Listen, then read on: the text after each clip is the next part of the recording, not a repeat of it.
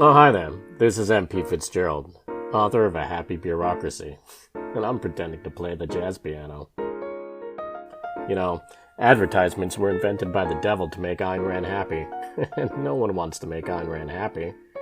But audio production is expensive, so to keep commercials off this podcast, I've got all 3 ebooks in the Happy Bureaucracy series rolled into one for the price of a single book, which honestly is the best way to support this podcast.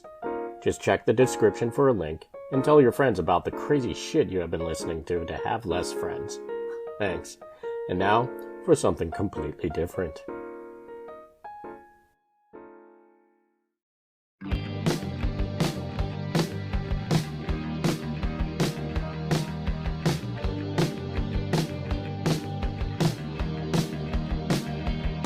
A Happy Bureaucracy by M.P. Fitzgerald. Narrated by Gary Bennett.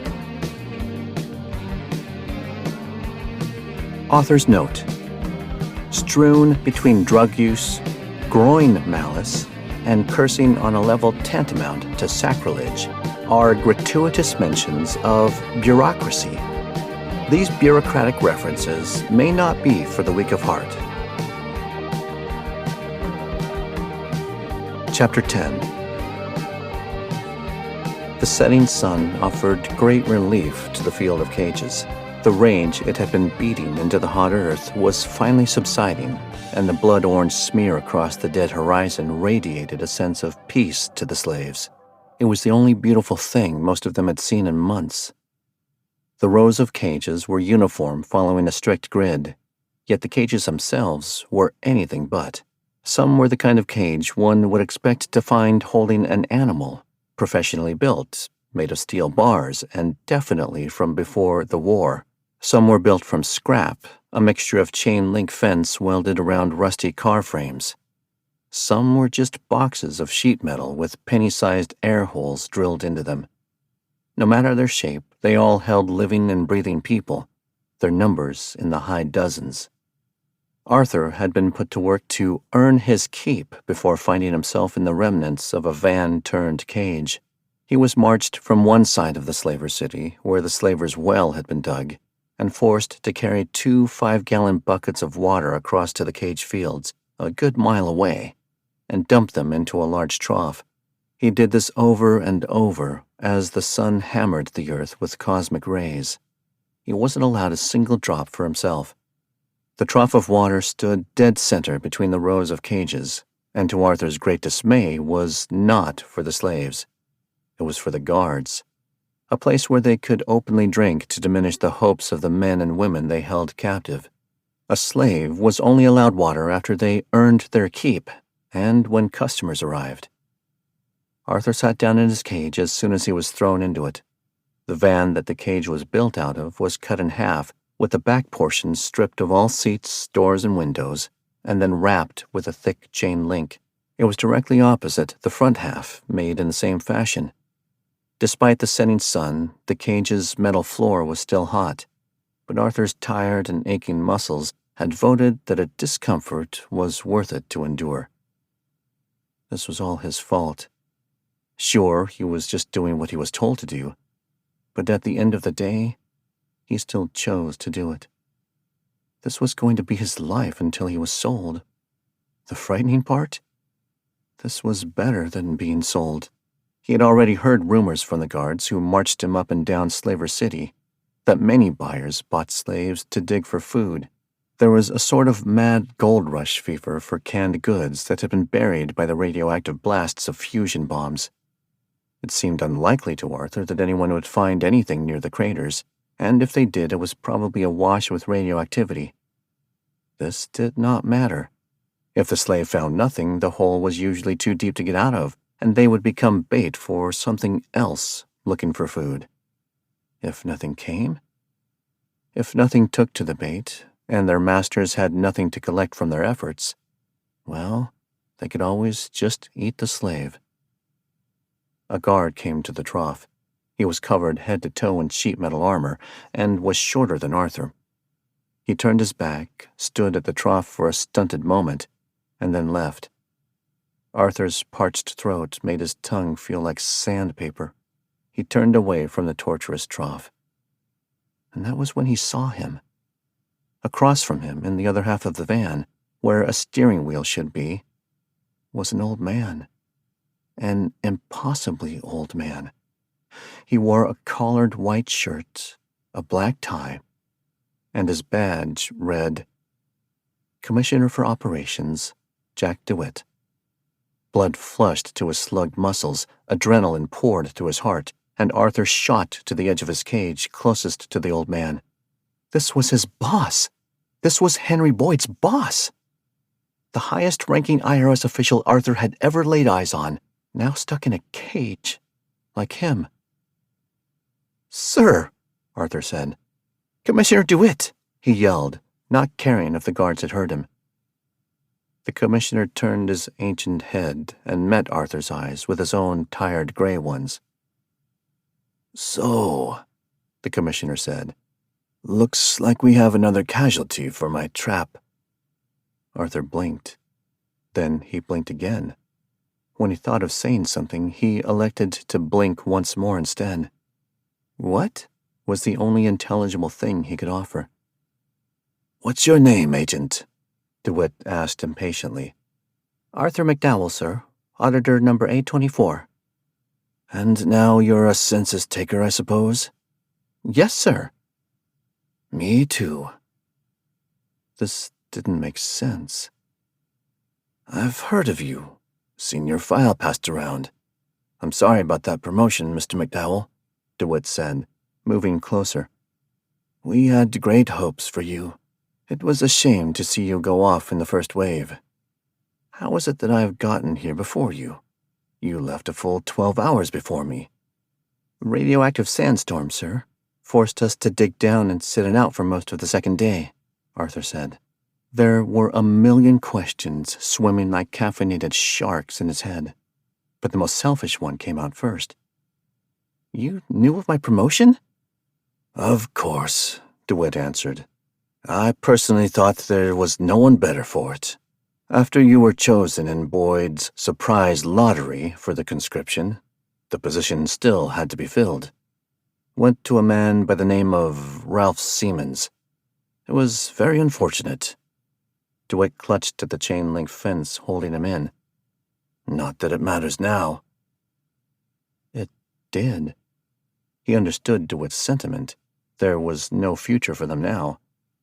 But it mattered because it was a promise. It mattered because it was the only shred of hope Arthur had held on to going into this mission. If he got back, he was promoted. Period. But to hear that it was immediately awarded to Ralph, no less than 12 hours later, and given the efficiency of the IRS, likely immediately after, was like grinding salt-covered glass into an already festering wound.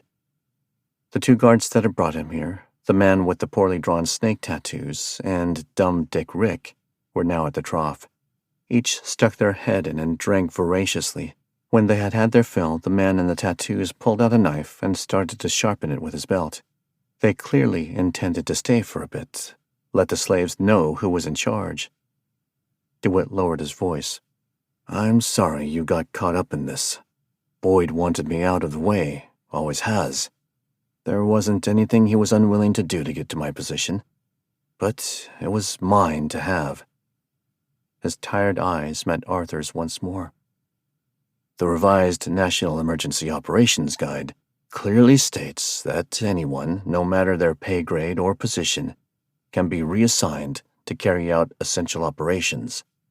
The guide also states census taking as essential. The rest did not need to be said aloud. Henry S. Boyd had initiated the census to get what he wanted, and damn the consequences. The man that Arthur had looked up to, his hero, had purposefully sent an unknown amount of men to their deaths so that he could take advantage of a loophole that would allow him to move up in the agency. The bureaucrat in Arthur respected the calculus, but the man in him wept at the coldness. The two of us are finished, DeWitt said, then collapsed to a sitting position in despondent misery and physical pain. Thank you for your service. Keep quiet over there. Don't talk during our break, Dumb Dick Rick yelled. but there was no need. The commissioner had lost interest in Arthur, now confined to his fate. As for Arthur, well, his existential terror was too deep to move him to words. The last civil place on the planet, well, it just let psychopaths climb the ladder of authority with a cold distance.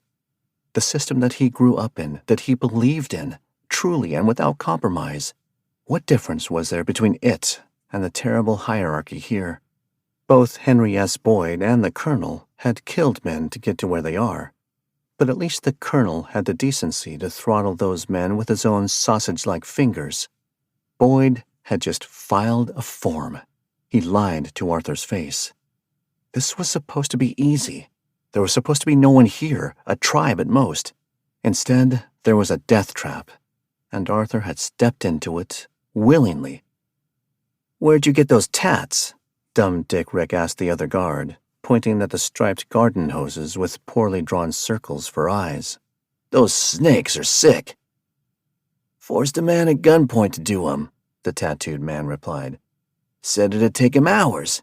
I told him to do it before I was done eating my breakfast." "Alpha male," Dumb Dick Rick approved without emotion, fist-bumping the other. "Alpha male for sure," the tattooed man agreed. "Only took about 20 minutes, but I had been done with my can of beans by then, so I blew his fucking head off once he was done. Probably the best work of his life." He looked at his permanent doodles and smiled with admiration. More men came to the trough, each with a weapon holstered or slung over their shoulder. A couple of them had slabs of cooked, greasy meat in their hands. There were 11 of them total, gathered around the trough as if it were an office water cooler, and each one took a long drink before leaning against it.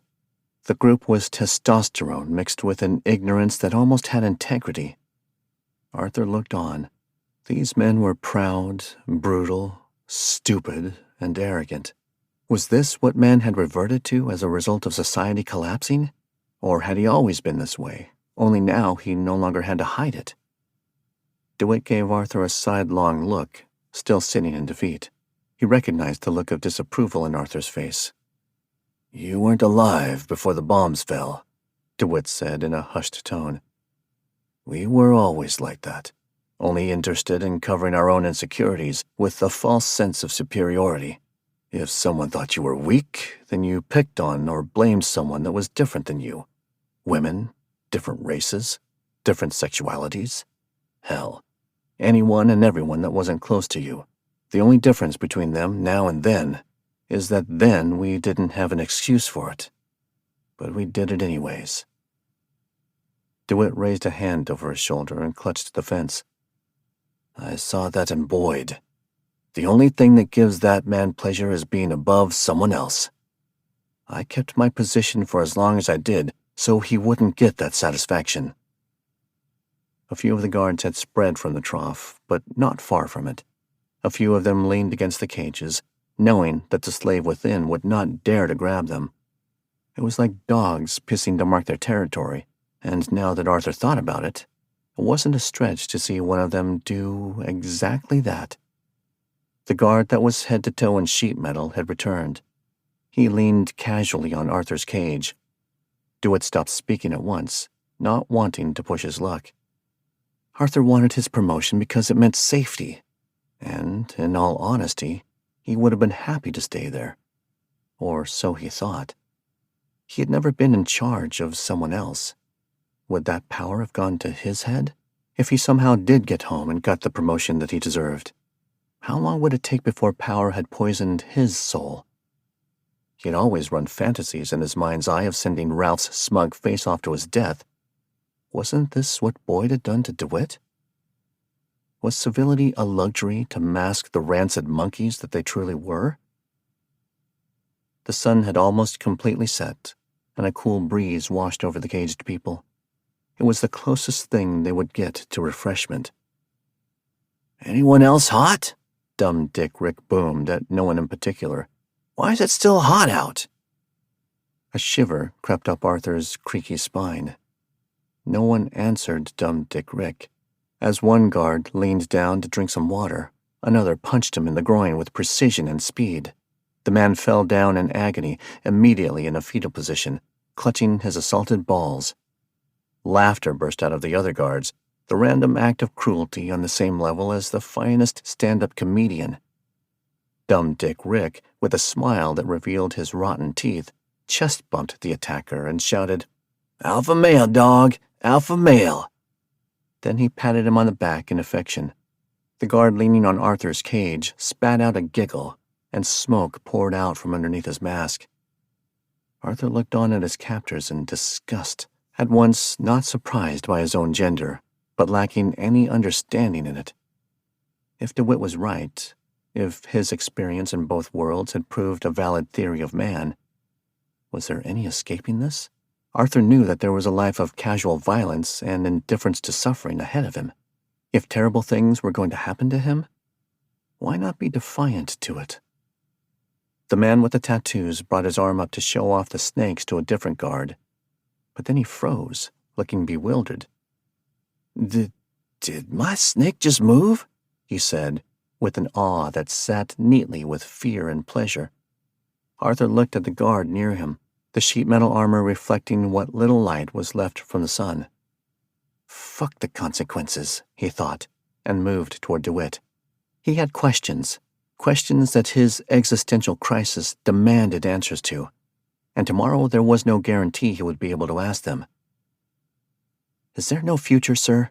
If we have always been like this, what can we do to break this cycle?" DeWitt shuffled, then faced Arthur, his eyes tired and gray, looking as desperate as Arthur felt. "Who knows? Maybe nothing. Maybe we wait out this era of fallout and hatred and try again. Or maybe we just hand the reins to the women and hope they don't castrate the lot of us." "Good answer," said the guard in the sheet metal armor, more smoke pouring out of the helmet. "Rabia. Probably only castrate the worst of you demented swine and sell the festering genitalia off as power symbols to the other women in charge. So you two will be fine," Rabia whispered. "Also," she continued, "shut the fuck up. We're on break." Arthur kept quiet. There was so much he wanted to say, and if there were no barriers between them, or madmen around them, he would have rushed in for a hug and squeezed like a bear. He would then apologize for being a headstrong zealot for a cause that did not share his affection. He would look into her burnt mahogany eyes, steal a glance at her beauty, and brace himself for the ugliest string of words he had ever heard. The man holding his groin on the floor had rolled over, no longer doubled over in pain. He looked into the sky above, now dotted with a few stray stars and local planets. "It's so big," he said. "It's so fucking big." No one paid him any mind. Dumb Dick Rick and the tattooed man were too busy gawking at the poorly drawn snakes, their jaws open in disbelief. "They are moving," Dumb Dick Rick said. The man in the tattoos screamed in terror. "Get them off! Get them off!" Dumb Dick Rick grabbed the man's knife from out of his hands and hacked furiously at the tattooed arm. Panic, sheer bloody panic, spread through the crowd of guards like a blighted thunderbolt.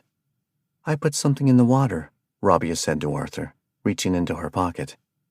The sudden violence had stirred something in the guards that was not rational, and each dealt with it with flight or fight. There was laughter, tears, and raw animalistic screaming.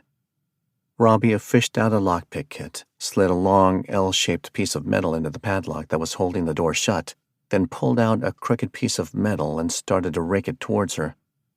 The guards around them paid them no attention. They were too busy either fighting each other or some invisible thing in the air that only they could see. "What in God's name did you put in there?" Arthur asked. "Everything," Rabia said as the padlock came undone. "I put all of my drugs in there." The door swung open. Well, except for the good-feeling ones. Dumb Dick Rick was now beating the man with the tattoos with his own severed arm. "It's not working!" he cried. "The snakes are everywhere!" Arthur crawled out of his cage as Rabia moved on to DeWitt's. She worked quickly on his padlock. "This deserves a raise," she said as the old man stumbled out of the cage. A raise and a room. How did you? DeWitt tried. Easily, Rabia answered. I'm a goddamn professional. The two men followed Rabia, who was walking with urgency, but not running, through a path of cages. The men and women, and even a child within the cages, looked out to them in fear and desperation. Arthur met the eyes of each one he passed. I will get you out, he thought, no matter what happens. The terrible cacophony of drug-induced hysteria had reached a crescendo. Guards from all around had gathered to quell, or at least watch, the bedlam that had befallen their peers. Rabia shoved Arthur down behind an empty cage. DeWitt followed suit. 4 guards, including the one with the rifle who had greeted them into this cruel hell, ran past them, too busy with the vicious circus ahead of them to notice the wounded bureaucrats being herded by a short, metal guard. Rabia led Arthur and DeWitt inside the cage. 2 more guards ran towards them, a mixture of pleasurable anticipation and fear on their faces. Over there, Rabia pointed to the trough. One of them wants to fuck the colonel, she yelled. The moment they were gone, she led Arthur and DeWitt out of the cage. Save for the endless rows of miserable people incarcerated in rusting boxes, the town was empty. They were soon at the far side of it, nearing a jumble of vehicles, all of them mutated into something horrible, and each capable of carrying at least one cage. This is where they ship the slaves in and out, Rabia said. We get in one of these junk demons while those Nazi cocksuckers are distracted, and get the hell out of Dodge. She stopped suddenly and removed her helmet. Her kinky afro burst free from its constraints. Arthur's heart skipped a beat when she looked at him. Rabia's heart did the same, but for an entirely different reason. Before them was a rusted Chevrolet Impala convertible.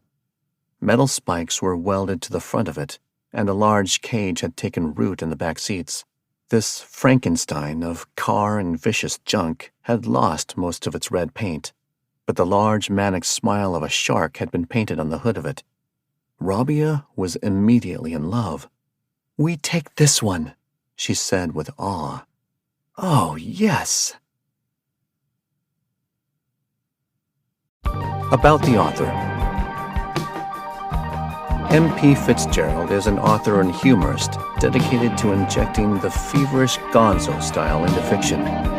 You can get Memos from the Wasteland, which is the official prequel to this book, free. It contains hilariously bleak office drama, Rabia's diary, and Arthur's last letter from his father. To get your copy, just head over to his website at mpfitzgerald.art. You'll also get free updates on future audiobooks and more. We hope you have enjoyed A Happy Bureaucracy by M.P. Fitzgerald, narrated by Gary Bennett. Text copyright 2019 by M.P. Fitzgerald. Production copyright 2021 by M.P. Fitzgerald. Music by Dust Mice, available on all streaming services and dustmice.bandcamp.com.